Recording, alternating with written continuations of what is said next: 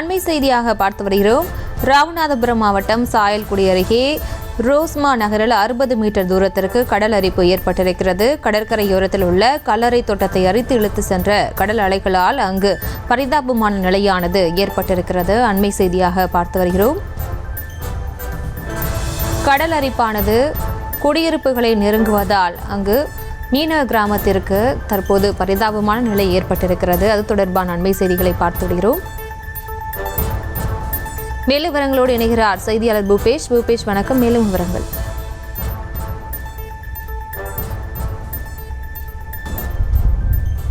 நிச்சயமாக வணக்கம் பெரியங்க. ராமநாதபுரம் மாவட்டம் என்பது 3 பகுதிகள் கடலாலும் ஒரு பகுதியானது தரையாலும் சூழப்பட்டுள்ளது. இங்கு இருக்கக்கூடிய மக்களுடைய பிரதான தொழிலாக இருக்கக்கூடிய மீன்பிடி தொழிலையே நம்பி இருக்கக்கூடிய இந்த மீனவர்களின் வாழ்வில் ஏராளமான பிரச்சனைகள் இருக்கின்றன.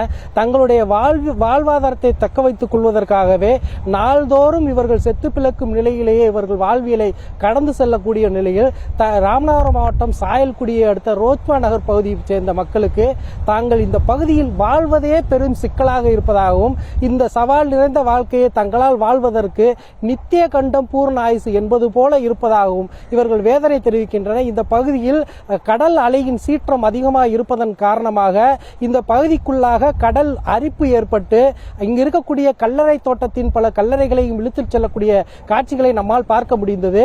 இந்த பகுதியின் கல்லறை தோட்டத்தை தாண்டி இங்கு வசிக்கக்கூடிய 1000க்கும் அதிகமான குடும்பங்களை தாக்குவதற்கு முன்பாகவே அதிகாரிகள் உடனடியாக இதனை நடவடிக்கை எடுத்து தங்களுக்கு உரிய இழப்பீடு, தூண்டில் வளைவு, அதே போல தடுப்பு சுவர் அமைக்க வேண்டும் என இவர்கள் கோரிக்கை வைத்துள்ளனர். நீண்ட நாட்களாக இவர்கள் கோரிக்கை கிடைப்பதாகவும் உடனடியாக சரி செய்ய வேண்டும் எனவும் அவர்கள் தொடர்ந்து கோரிக்கை முன்வைத்துள்ளனர். இது தொடர்பாக அந்த பகுதியைச் சேர்ந்த நபர் நம்மிடத்தில் இருக்கிறார். சார் வணக்கம். இப்போ உங்களுக்கு தரப்புல என்ன மாதிரியான கோரிக்கைகள் இருக்கு? நீங்க அரசு சார்பில் என்ன முன்வைக்கணும்? அதாவது கிட்டத்தட்ட 3 ஆண்டுகளுக்கு முன்னே தூண்டில் விளைவு அமைச்சு தரதா சட்டசபையில் ஒரு தீர்மானம் ஏற்றி 25 கோடி ரூபாய் நிதி ஒதுக்குனாங்க. நிதி ஒதுக்கி கிட்டத்தட்ட 3 ஆண்டுகள் ஆச்சு. 3 ஆண்டுகள் இதுவரைக்கும் எந்த ஒரு நடவடிக்கையும் இல்லை. நாங்கள் 2-3 நேரம் போய் மீன்வளத்துறை அமைச்சரை போய் சந்திச்சோம்.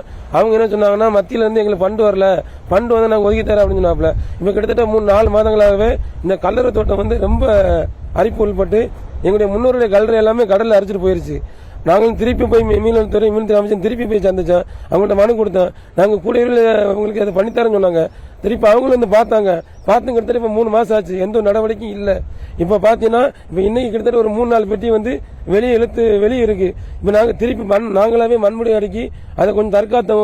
1 மாசம் தற்காத்தோம். இப்போ அந்த மண்முடியும் கடலில் அரைச்சு போய் தான் இப்போ திருப்பி 4 சாப்பிட்டு கடலில் போற சூழ்நிலைக்கு இருக்கு. இதை தமிழக அரசு உடனடியாக இதில் தூண்டில் வளைவு எனக்கு இப்போ தடுப்பு சுவர் அமைச்சு இந்த கல்லறை தோட்டத்தை எங்களுக்கு இப்போதைக்கு அதை தடுப்பு சுவரை கொண்டு வந்து தடுக்குன்னு சொல்லி தமிழக அரசு தாழ்மையிடம் கேட்டுக்கிறோம். நிச்சயமாக அதே போல இந்த பகுதியைச் சேர்ந்த மற்றொருவர் நம்ம இடத்தில் இருக்கிறார். உடனடியாக தங்களுக்கு ஏற்படுத்த வேண்டிய முன்னேற்பாடுகள் குறித்து அவரிடத்தில் கேட்டறிவோம். எங்கள் ரோச்வானா கிராமம் ஒரு மீனவ கிராமம். இந்த கிராமம் மீன்பிடி தொழிலையே நம்பி தான் நாங்கள் வாழ்றோம்.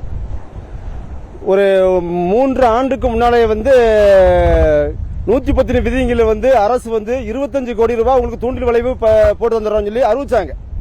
ஆனா அறிவிச்ச பிறகு இதுவரைக்கும் இந்த 3 ஆண்டு காலமும் இதுவரைக்கும் அறிவிப்போடு தான் இருக்க ஒழிய இந்த அறிவிப்பு இதுவரைக்கும் நடைமுறைக்கு வரவே இல்லை. இன்னும் நாங்களும் பல முறை எல்லாத்தையுமே அரசு அதிகாரிகள், கலெக்டரு, மற்ற எல்லா அதிகாரிகளையுமே நாங்கள் மனு கொடுத்துருக்கோம். நேரடியாக போய் பார்த்துருக்கோம், பார்த்து பேசுறோம். ஆனா அந்த அறிவிப்போட இருக்கு, இன்னும் கிடைக்க மாட்டேங்குது.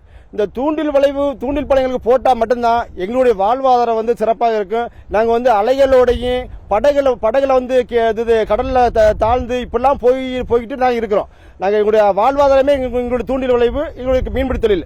அது போக எங்களுக்கு பக்கத்தில் இருக்கிறாங்க அந்த கிராமத்தின் அருகாமையிலேயே கல்லறை தோட்டம். இந்த கல்லறை தோட்டமானது ஒரு 5-6 மாதமா கடல்ல அரிப்பு ஏற்பட்டு கல்லறை தோட்டத்தில் உள்ள கல்லறை பெட்டி ஊரம், சபை பெட்டி ஊரம் கடலுக்குள்ள போகுது. கடலுக்குள்ள போகும்போது ஒவ்வொரு அதிகாரிகளையும் போய் பார்த்து பேச போகும்போதெல்லாம் அதிகாரிகள் பாக்குறாங்க, உங்களுக்கு உடனடியாக இப்போது நாங்க செஞ்சு தரோம் சொல்றாங்க. ஆனா நாங்க என்ன கேட்கிறோம்னா, இப்போதைக்கு எங்களுக்கு தூண்டில் விளைவு உடனடியாக எங்களுக்கு போட்டு தரணும் எங்களுடைய வாழ்வாதாரத்துக்கு. ஆனா போர்க்கால அடிப்படையில் இந்த கல்லறை தோட்டத்தை நாங்க பாதுகாக்கிறதுக்கு உடனடியாக ஒரு கல்லு போட்டு அலையை தடுத்து அலையை தடுத்து இந்த கடல் தோட்டத்தை வந்து உடனடியாக பாதுகாக்கணும். இந்த பாதுகாக்கிறதுக்கான உடனே ஏற்பாடை வந்து இந்த அரசு அதிகாரிகளும் உடனடியாக எங்களுக்கு செஞ்சு தரணும். எங்களுடைய முழுமையான கோரிக்கை இது. நிச்சயமாக கடலில் போராடி தங்களுடைய வாழ்வாதாரத்தை கழிக்கக்கூடிய இந்த மீனவ பகுதி மக்களுடைய வாழ்வாதாரத்தையும் அதே போல உயிரையும் உத்தரவாதம் அளிக்கும் விதமாக அதிகாரிகளும் அது சம்பந்தப்பட்ட அரசும் உடனடியாக நடவடிக்கை எடுக்க வேண்டும் என்பதே இந்த பகுதியில் இருக்கக்கூடிய மீனவர்களின் பிரதான கோரிக்கையாக உள்ளது. நியூஸ் தமிழ் செய்திகளுக்காக செய்தியாளர் புபேஷ் சந்திரன், ஒளிப்பதிவாளர் பாக்கர். செய்திகளை உடனுக்குடனும் துல்லியமாகவும் தெரிந்து கொள்ள சப்ஸ்கிரைப் பண்ணுங்க.